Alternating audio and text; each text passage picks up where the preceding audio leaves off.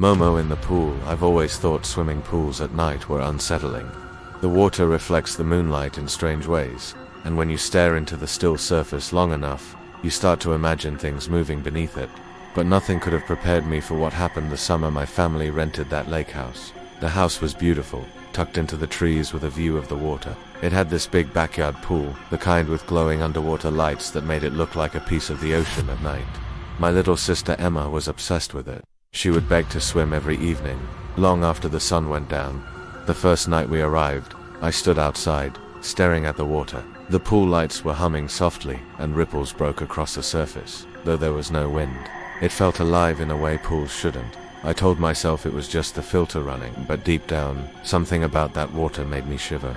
The first incident happened on our second night. Around midnight, I woke up to the sound of splashing. At first, I thought Emma had snuck outside. I looked out the upstairs window, and I swear I saw something moving in the pool.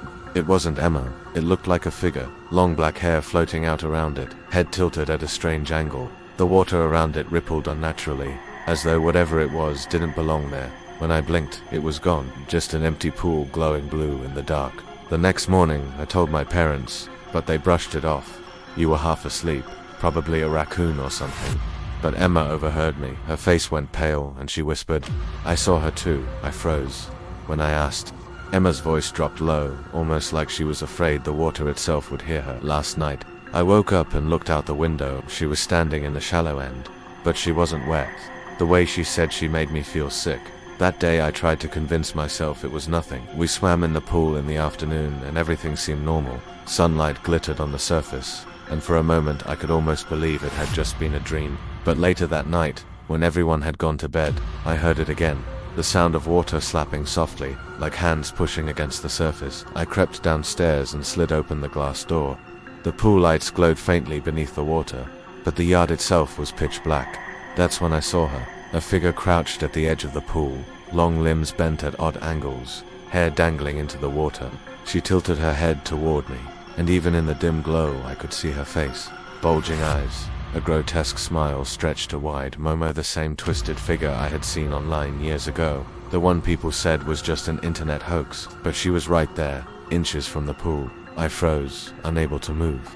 Then, without a sound, she slipped into the water. The surface rippled, then stilled, glowing in eerie blue. But she didn't come back up. I barely slept that night.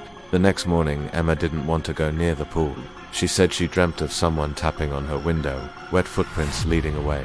When I checked, there really were faint water stains on the patio, trailing from the pool toward the side of the house. I didn't tell my parents this time. I didn't want them to think I was losing it, but I knew it wasn't over.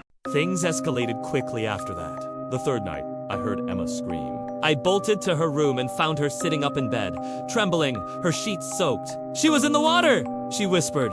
"She was looking right at me.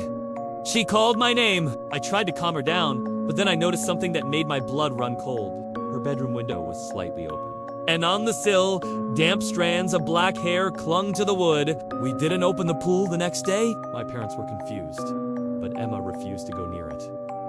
That night, I insisted she sleep in my room.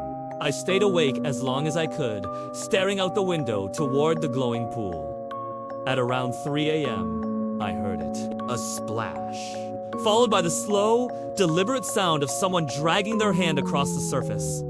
When I looked, I nearly screamed. She was floating on her back, directly in the center of the pool, staring up at me. Her huge eyes caught the light, and her mouth hung open in an unnatural grin. And then, she began to sink. Not like a person holding their breath. Not even like a body. She just slid downward, vanishing into the glowing depths. Her face, the last thing to disappear beneath the rippling water. I didn't sleep for the rest of the night. By now, Emma and I were both terrified, though we hadn't told our parents the truth. They thought we were just being dramatic, maybe spooked by scary stories online. But on the 5th night, my parents found out.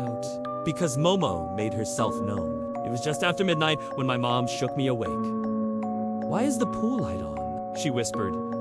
I got up, still half asleep, and looked outside. The pool was glowing, but the light inside wasn't steady. It flickered, like something was swimming around, disturbing it. And then I saw her, pressed against the glass of the pool wall.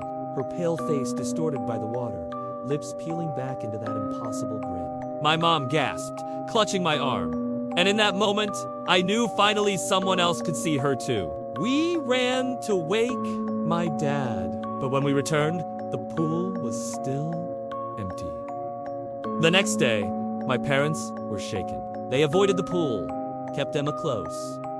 But that night, things got worse. At around 2 a.m., we heard knocking, not on the front door, not on the windows on the walls. Wet, heavy thuds echoing through the house. I crept down the hall and froze when I saw water seeping under the back door, spreading across the tiles. And then, a voice. High-pitched, distorted, gurgling like it was bubbling up through water. Come! Swim! We should have left right there. But it was the middle of the night, and my dad insisted it was just pipes or a leak. But Emma was pale, whispering over and over, "She wants us in the water." That night, I stayed awake again.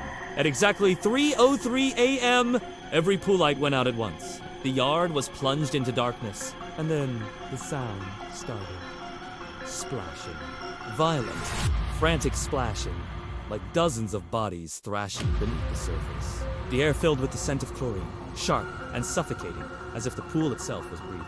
I pressed my face to the glass, trying to see through the dark, and that's when her face slammed against the window. I stumbled back, heart hammering.